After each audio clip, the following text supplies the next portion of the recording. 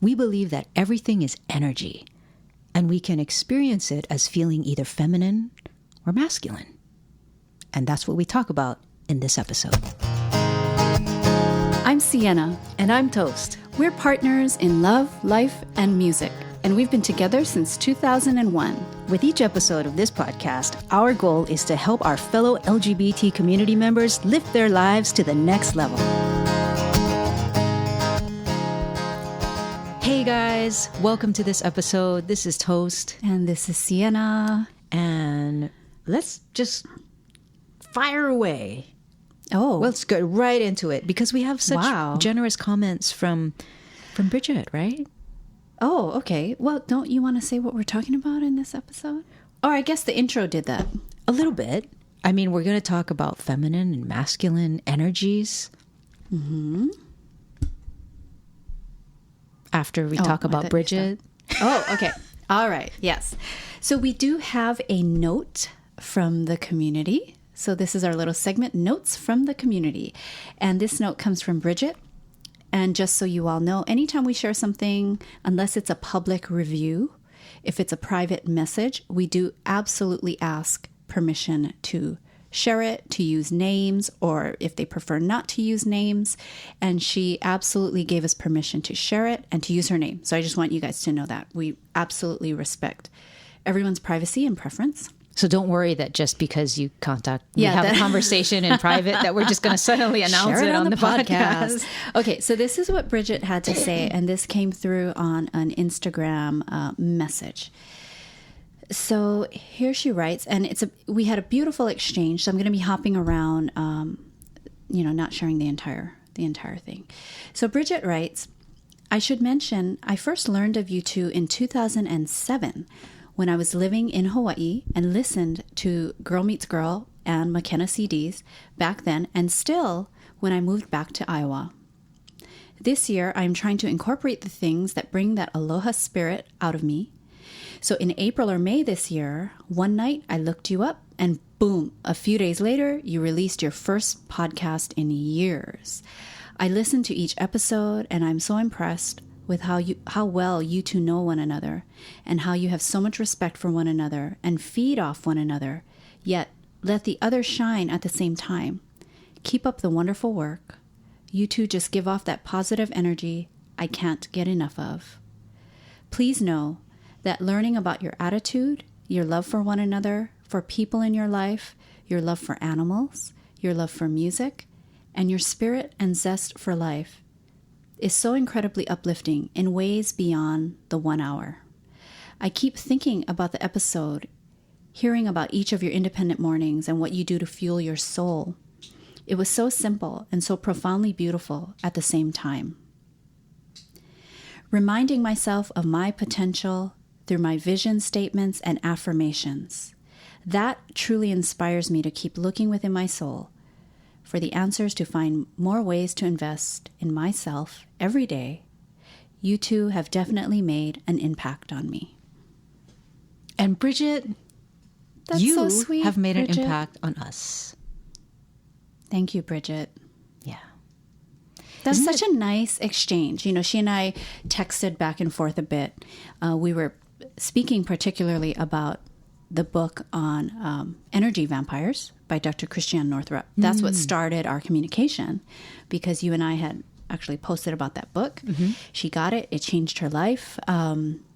See, energy. And it opened... That's the theme for this episode. Exactly. That's neat. True. Yes, it is. So neat. So anyways, that's what kind of started our conversation, and we had much more to say than that. But thank you, Bridget. We totally appreciate your sharing, your openness. It means a lot to us because, although we love this work, we love doing the podcast, we love sharing things that we feel will be helpful with everyone.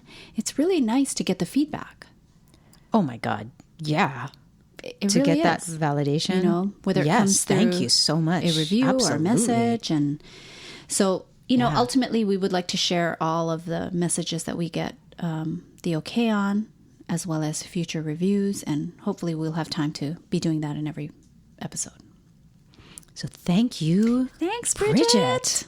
Yay, Bridget. Much appreciation. Oh, and for the rest of you listening, you can look us up on, that was through Instagram, right? That was through Instagram, Yeah, yes. so on Instagram, we are Sienna and Toast. Yes. Sienna with one N. But if you'd like to leave a review for the podcast, you can do so on iTunes. Oh, that's right. Yes. iTunes. And we're also on, well, who knows? How are you listening to us? You're listening to us somehow. Yeah, I'm thinking. Well, but the iTunes, the iTunes is where we would like, if you want to leave a review versus merely sending, a personal message. Right. iTunes is where we prefer people leaving reviews. Yes. Because that's where it gets the most traction, right? Versus Spotify. iTunes kind of owns YouTube the podcast world, right? Okay. Yeah. All right. All righty. Okay. So are we ready? Yes. This is the music we chose from Sienna's iPhone 4. Nature for the Soul.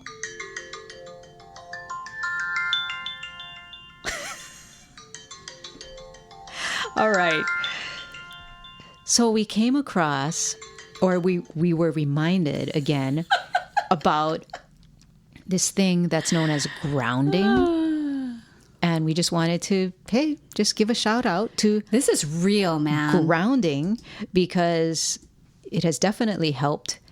Sienna especially has noticed this from her own personal experience. Yes. Because poor Sienna sometimes. Not poor. Okay, not I'm poor okay. Sienna. Yes. All right. So we did share in another podcast that I get a little motion sick. Yeah, you are Kinda susceptible to motion right? sickness. Yeah. And I know, anyways. So we're driving in the why, car. but whatever. Yeah, so we're driving in the car, right? And Sienna is like, not all the time will she get motion sickness. Not all the time. But when she does, we will know that when we get home or when we get to the destination, when the car stops moving, she is going to, as soon as possible, stand barefoot on grass or on bare ground. It helps so much. Oh my gosh. Yeah. Yeah. So that's our tip. That's our tip for nature for the soul. But why don't you? It's pretty amazing how our human organism, how our animal bodies have such a great nurturing relationship with the earth, with the solid ground. And it has this positive effect that Sienna feels from standing barefoot in the ground has something to do with like the negative charge that the earth carries, ions, right? Or The something. ions. Yeah. Something to do with the fact that the earth has a lot of electrons, and that when you put your bare feet on the ground, your body can absorb this large amount of these negatively charged electrons, and that somehow helps your body to achieve equilibrium. Mm-hmm. Yeah. Yeah. I mean, obviously, we're not experts on this, but we're just sharing an So are appreciation. not, but it works. Yeah, we're just sharing an appreciation for this grounding that we can avail ourselves of as human beings, as animal bodies. So go ahead and walk barefoot on the ground. Just stand there on the ground. And take that in. And reduce inflammation. I mean, there's all kinds of benefits, really. Yeah. I think it's known to like reduce inflammation and some kind of like antioxidant effect or something. So there's a lot of things. Anyways, I mean, it makes complete sense that is edifying to our health, because like human beings have only evolved over thousands of years. Yeah. In this kind of close proximity to the bare earth. But this has given me a lot of permission. Okay. This grounding exercise. Okay. Because, as you know, Tos, but our listeners probably don't know, I love to just walk outside barefoot. Right. And I do that. You know how you, for instance, and I always thought, oh, this is just a Hawaii thing. I don't even use my slippers. Yeah, like I'll just go outside barefoot, it's kind of given me the permission that is okay. Because before I'm like, maybe that's gross. I really my slippers are right there. Why don't I just put them on? Okay. But then I don't. I like to just go out. And I think it's because not only has this given me permission, but I think it's because my body needs that grounding. Yeah. So I'm makes like sense. intuitively just going, I'm just going to go out Yeah. with my bare feet. Yeah. And that's why we know that when we get a dog, we are going to train it to go potty outside. In one part of the yard. In one part of the yard, so that there's no risk of, I know, because I still want stepping on not earth, but like or poop. even prior poop, a prior poop placement. Right, exactly. Yeah. You know, there's not even like for me, I'm sorry, I just would not prefer to stand where poop was a week ago. Well, good for you. I support that. I want yard freedom, you know? Yeah. I want the freedom. So yeah, our dog will have to learn to go in one place, please. If he or she even has to go in the yard. Hopefully we are walking him or her often and we can just be picking up poop. Oh, like along the walk. Exactly. Well, yeah. I mean, I don't want them to hold it They're in definitely or anything. they're definitely going to go in one spot in the yard. Okay, so that is our nature for the soul. Talking about grounding. How cool! I just love our. Oh, I didn't have my music. Okay, get out your music. Yeah, I mean, I think we should have that right in like the beginning and then the Tinkerbell music. Don't you think? There we go. See, it closes out the segment. You know. Okay, and that segment's done. Okay, so now we'll talk about the feminine and the masculine energies. All right. So appropriate to a LGBT type of topic, right? Feminine, masculine, well, it gender, applies to everyone, though, right? identity. It does apply to everyone, but so much of our society is still like coming to terms and getting a clue about gender and how it's fluid. It's an aspect of each of us. We each of us as individuals express it in our own unique ways. It's not automatically just because you have female biological parts that you automatically have to feel feminine in your energy, right? So Sienna and I are obviously still getting in the hang of this, but we've realized how, myself, Toast, I feel and I'm more comfortable and at home expressing masculine traits, masculine energy. And Sienna happens to be... And that is consistent with your look, with how you show up, with your masculine presenting self. Right, like how I prefer short hair and I prefer to wear pants. Like that, right? Well, it's beyond pants. I mean, I think most people prefer to wear pants. No, some people prefer to wear dresses. I mean, what do you mean? Just that they have pants on. Anyways. No, a lot of people prefer to wear dresses. No, I'm just kidding. Like, just that if you're wearing pants or non-pants. No pants. Like pants or like, no pants. Like no clothes. Yes. Okay. I'm just... Got it. Being silly. I just caught up. All right. But here's the thing. I don't wear dresses. Anyways, we don't need to talk about the presenting aspect. Well, I just kind of threw that in to show that that's totally relevant, though, because it was correlated. Yeah, I think that's completely relevant because the way we physically choose to present ourselves, generally, I think, is aligned with how we feel energetically. For the most part, yes. I'll speak for myself. That's how I feel. I mean, I want to present myself. Yeah. I feel more at home presenting the short hair and the pants instead of a dress because that's how I feel energetically, right? Energy-wise, I feel more comfortable expressing masculine traits. Yes. And I think everyone, although we have both feminine and masculine energy, I do think we lean predominantly to one or the other for the most part. Yeah, I think so. Yeah. So you lean masculine and I lean feminine. So I do feel like I carry more and exhibit more feminine energetic traits, as well as what I present on the outside. Right. Even if I like to wear pants. Right. Yeah. Versus a skirt. So let's talk about, okay, so what is the difference then?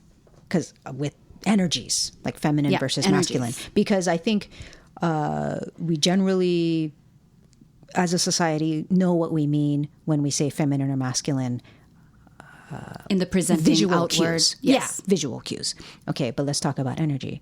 So I'll speak for myself and talk about masculine stuff. Yes, Toast. So when I'm talking about, okay, I feel more comfortable expressing masculine traits, I'm talking about values like duty, responsibility, like showing up and coming through and pushing through to accomplish a task. It's that mentality that says, well, I said I'm going to do it, so I'm going to do it. And why don't you give the feminine corollary to approaching a task? Oh, for me? Approaching a task? Yeah. Oh, I don't know. I'm sorry, I don't. Oh, okay. Well, okay. So do you think... I had other things for feminine energy. Oh. But I don't know about a task. Well, let me fill in the blank about that, the task. See, I'm learning on this podcast too, people. Okay. Tell me. So Toast? would you say that in the approaching of a task on the feminine side, the feminine energy way of approaching a task is more like, oh, I see what you're saying. I love this. Yes. I see what you're saying. I feel so the feminine aspect of approaching a task would come more from how I feel, how it feels, and more of an allowing nature and a flow to things instead of really making it happen. Yeah.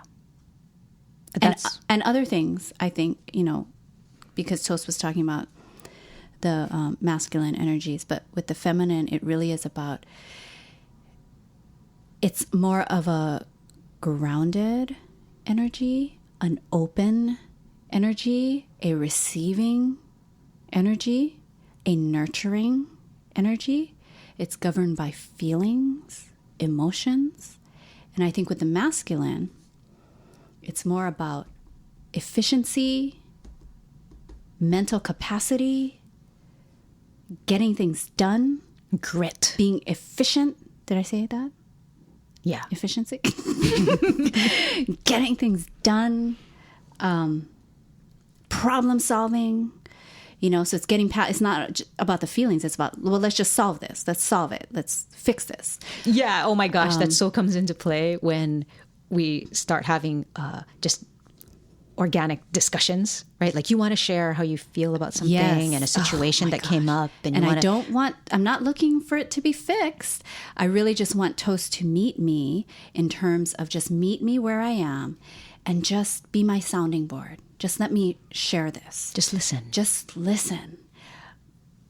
But oftentimes her masculine side will kick in and wants to solve it. So as I'm speaking, she's not really being present with me because her mind is already cycling and going, okay, how can I fix this? What is she? Okay, well, if we do this, and she's not really being present and listening. And it's just because of that predominant energy. Because what I'm hearing, the masculine part of me is hearing a problem. Yes. I'm not hearing so much, feelings.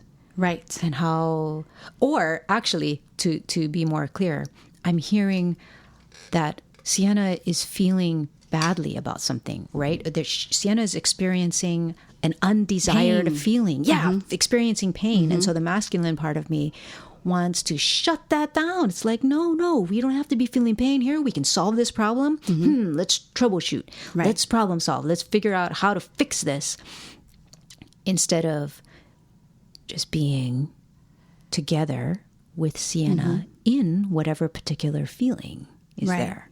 Right. It's kind of like that stereotypical fairy tale, right? Where it's like the princess is like, so the princess or the feminine is like in distress, right? And here comes her prince, the masculine, right? The knight in shining armor coming to save her. Save her and make the trouble go away, right? Solve the problem.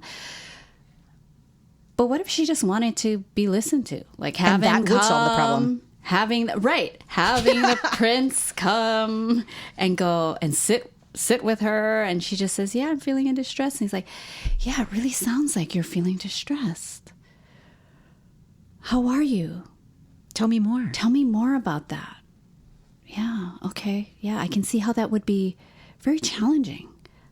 Like, what if the prince did that? The prince has a hard time doing that, man. The prince does not know how to do that because the prince wants to slay the dragon. Right. The prince wants to act. Yes. The prince wants to be full of action and dynamic movement. Right. And that's the masculine. That's the masculine energy at play.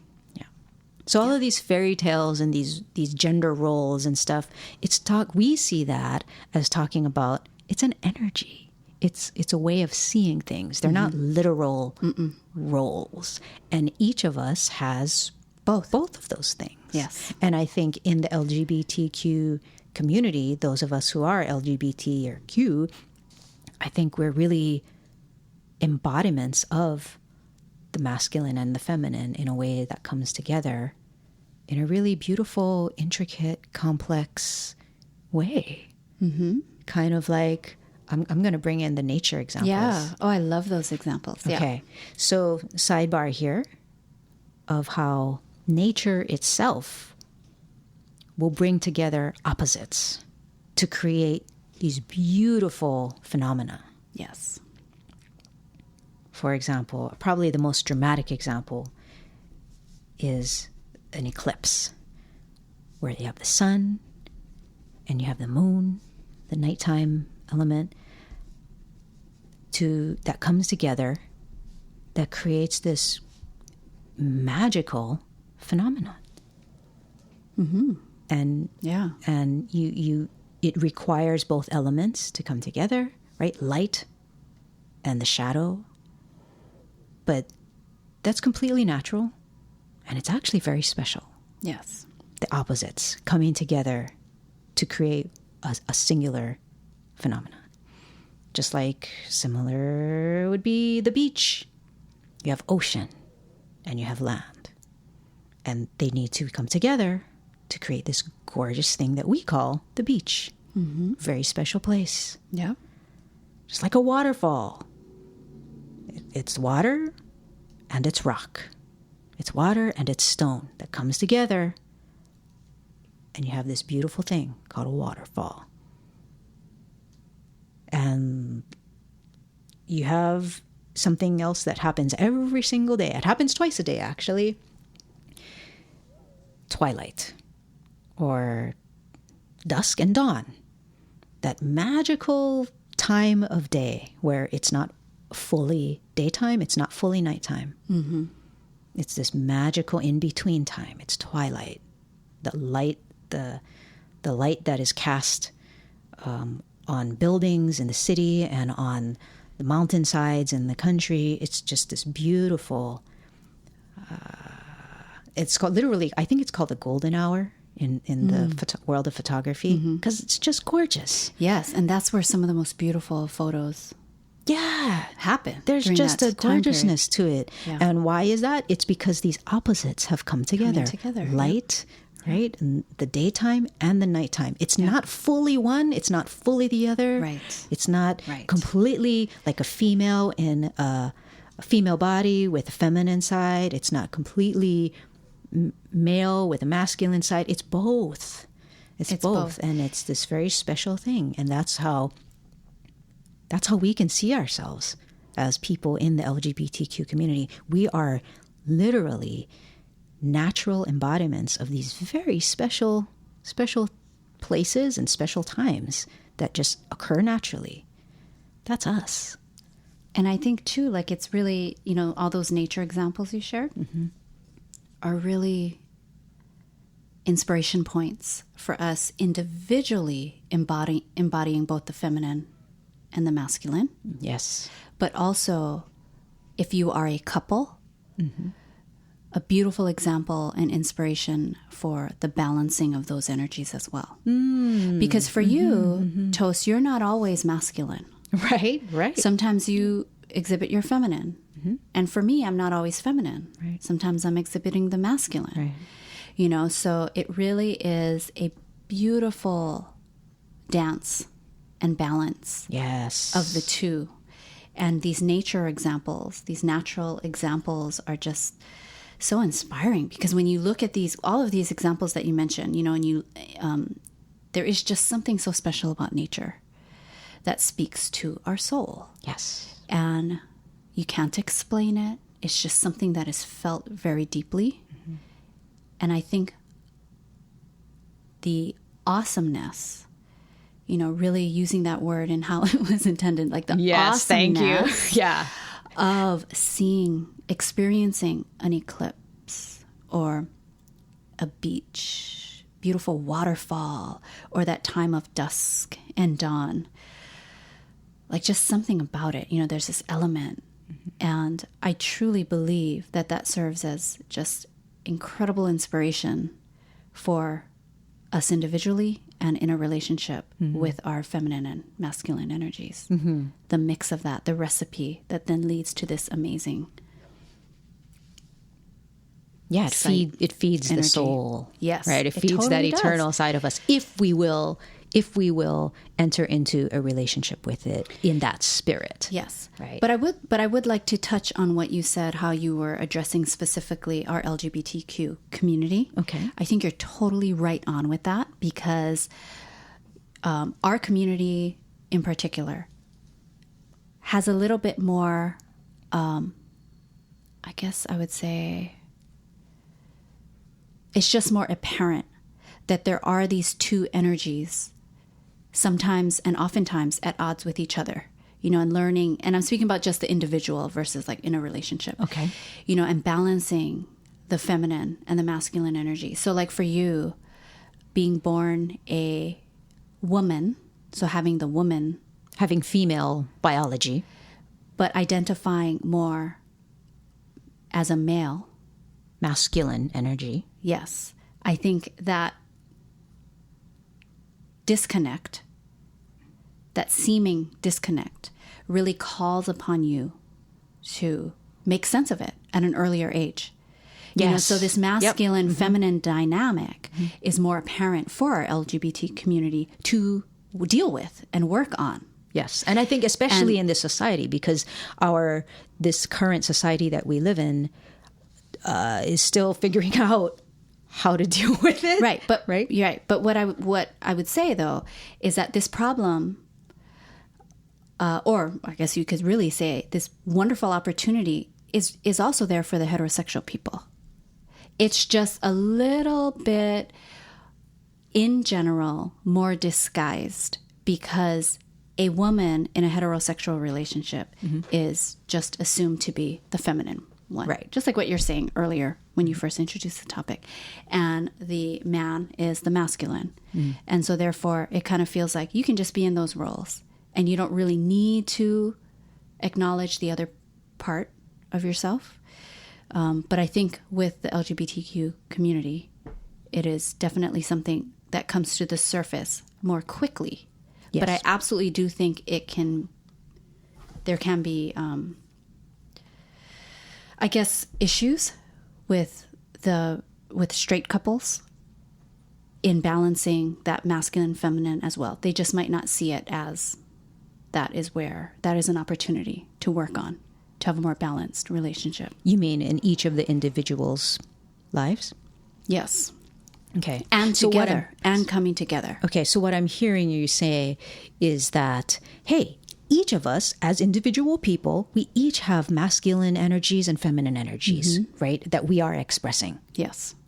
And as one of our calls as human beings is to be aware of that and to integrate that, to become fully human.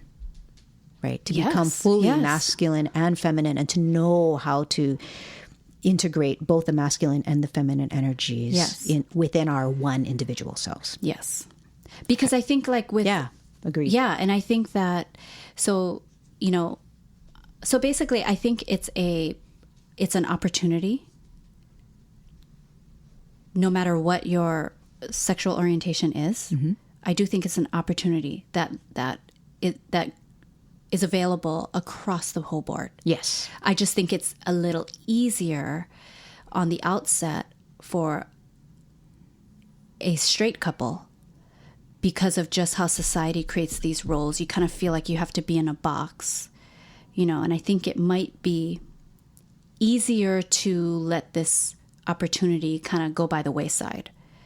Yeah, I think when you say easier, I mean, I don't mean easier. Yeah, I should correct myself because I'm not saying that being, oh boy, I'm going to get myself in trouble. Okay, yeah, I better clarify here. So I'm not saying it's easier being straight. And I know that maybe our LGBTQ community might say, no, it is easier being straight. And in some ways it might. But I'm speaking purely on a masculine, feminine. You're talking about spiritual evolution. Balancing the masculine and the feminine. I think. See, I shouldn't even be talking about straight people because I'm not straight. It's my perception.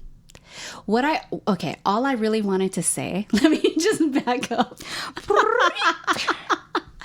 All I really wanted to say is that when you, Toast, said and called out our LGBT community as having these masculine and feminine energies to balance and deal with, I wanted to be inclusive of the straight community because I do feel like it's an opportunity for the straight community as well. Yeah, it's a human condition, right? To have both masculine and feminine energies expressed in our individuality. That's the human condition. It is human.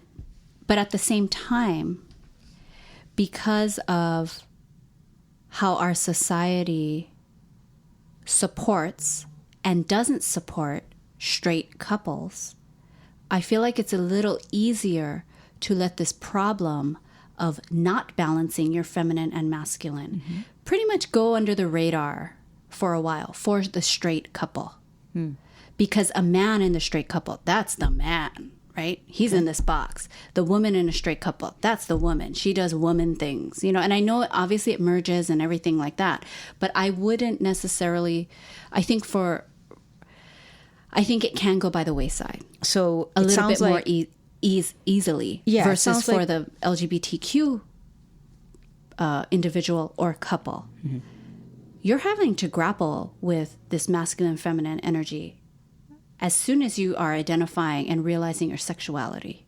You are dealing with it, coming to terms with what that means and how that feels and, how you want to present yourself. So you're already trying to balance it upon discovering and uncovering your sexuality.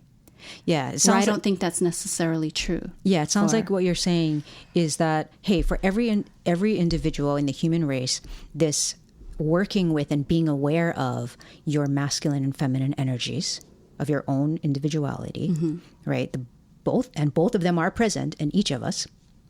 You're saying that being aware of and working to integrate them or to have a conscious engagement with it. Yeah.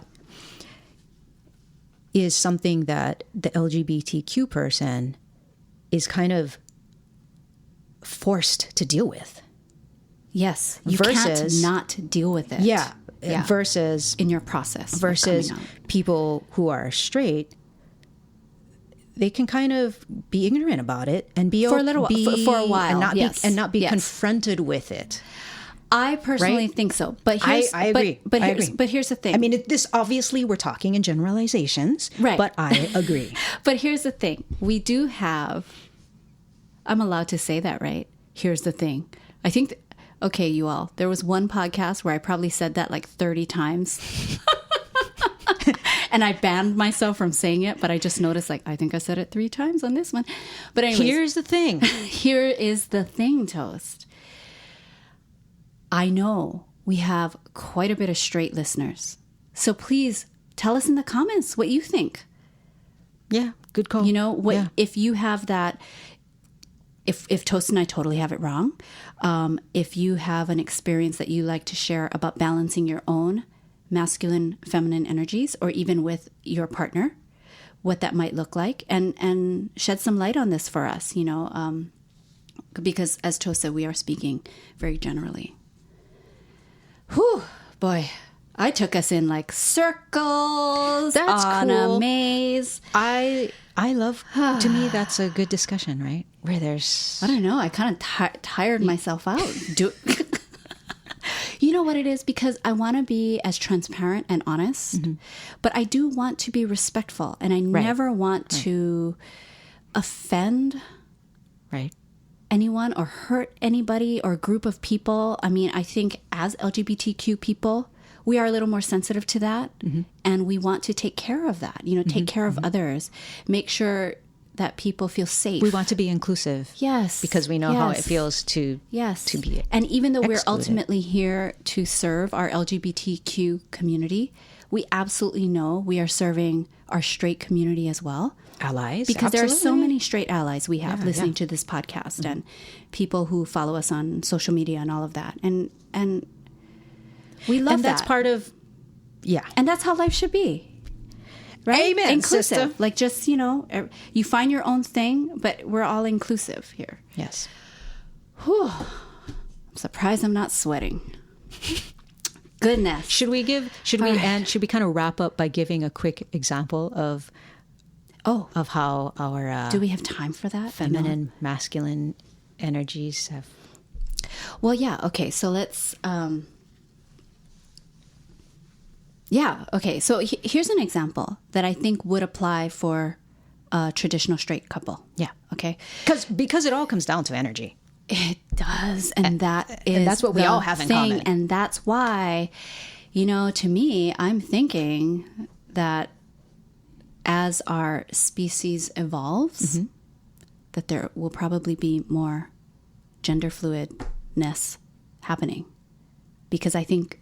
Because it will be okay. It will be culturally okay. Right. So people will be more themselves. Yes. Yes. Yeah. I do think so. Because it does come down to the energy. Not the body parts, not all of that. That's just, you know, human 1.0 or whatever. I don't know.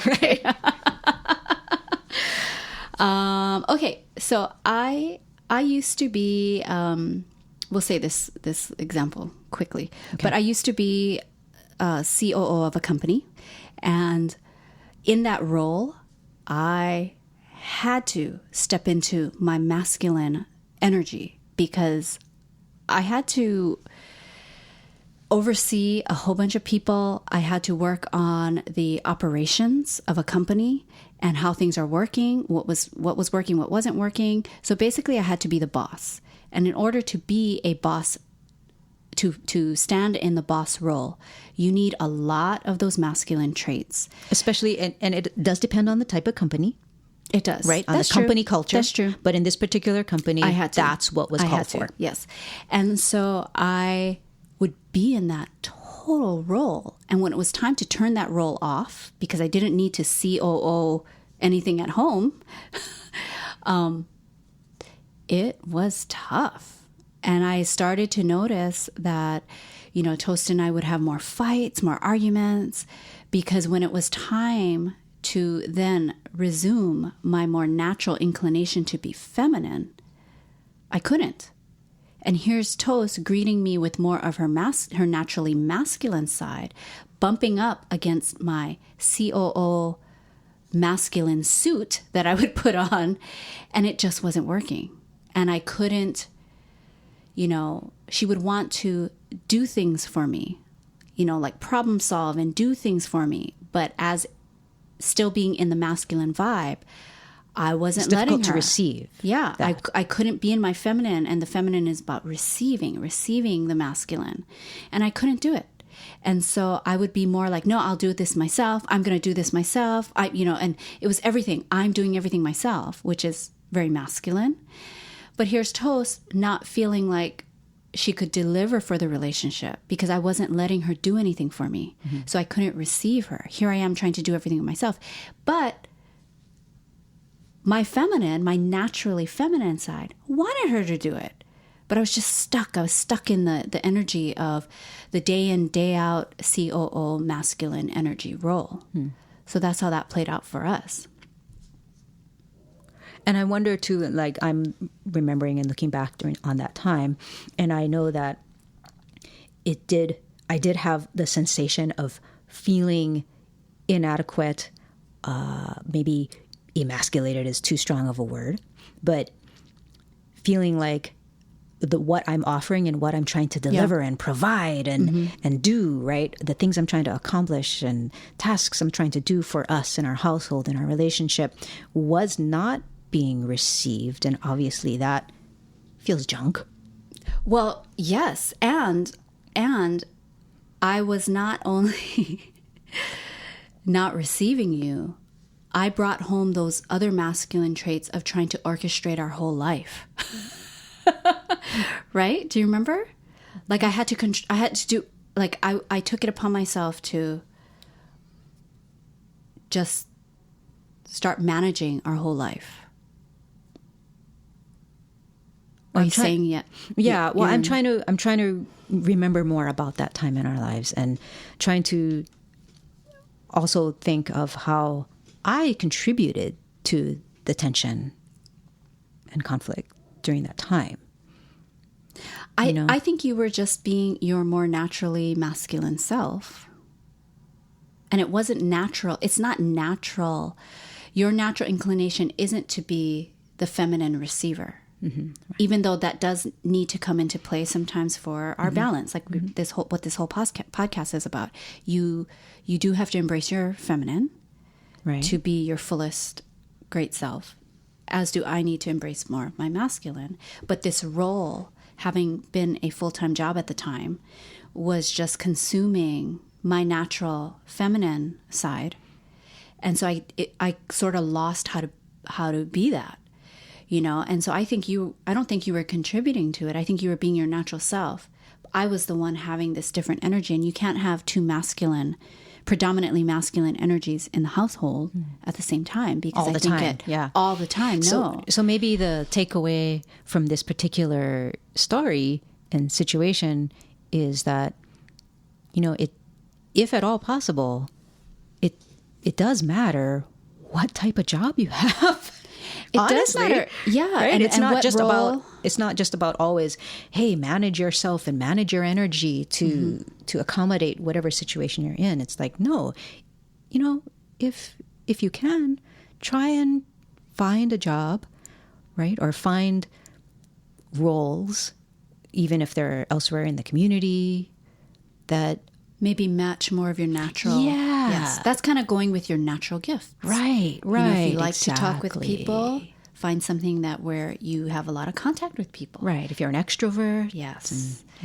That's a very good point. And I think that applying that same kind of awareness to one's gender, right? Or the way that you are energetically, whether more masculine or more feminine. I thought of another example, a quick example of just the female and the male. Are you talking about feminine and masculine? Feminine and masculine. Okay. No, I'm sorry. Feminine and masculine energies and how that works in a practical way from a relationship standpoint. Okay. So a lot of times, it's more of the feminine role, because the feminine is more social in the sense of wanting to nurture relationships. It's relational. Yes, wanting to nurture relationships. Yes. So in general, it's the person with the more feminine energy that is going to command, which sounds masculine, but is going to command the social calendar. Mm-hmm. It is that person that is going to do that. And then just tells the masculine energy when to show up. This is what we're doing. And the masculine energy just wants to know, just give me the facts I need to know. What date, where are we going? That's it. And I'll get us there. Yep, that's it. They don't need to know why this was set up and who is doing and who's bringing the what and who is. No, they don't want to know. And I think that's a very simple. Funny. Yeah, I think you're right. Simple things. And whether you're straight or heterosexual, straight or like gay couple, there is someone who's more predominantly masculine and predominantly feminine. So tell us if you identify with that. Yeah, this will be interesting to see what kind of comments come up. I hope we get comments on this. It's so funny. Yeah, okay. Shed some light. All right. Oh. Thanks for joining us in this conversation, guys. Yes. Thanks for listening. Guys and girls, folks. If you would like to, if you'd like to stay in contact with us throughout the week, please sign up for our email list. You'll find all the links in the show notes. We also have Life Club, which is membership. So again, links in the show notes. And that's it. Until next time. Oh, and Prince. Prince? Prince is like the perfect embodiment of masculine and feminine energy. The artist formerly known as Prince is who you're talking about, how he presents himself or how he presented himself and who he was, as far as what we know of who he was. Yeah. But Kentata, who knows everything about Prince, can correct us if we're wrong. All right. So until next time, this is Sienna. And this is Toast, telling you to love life, live free.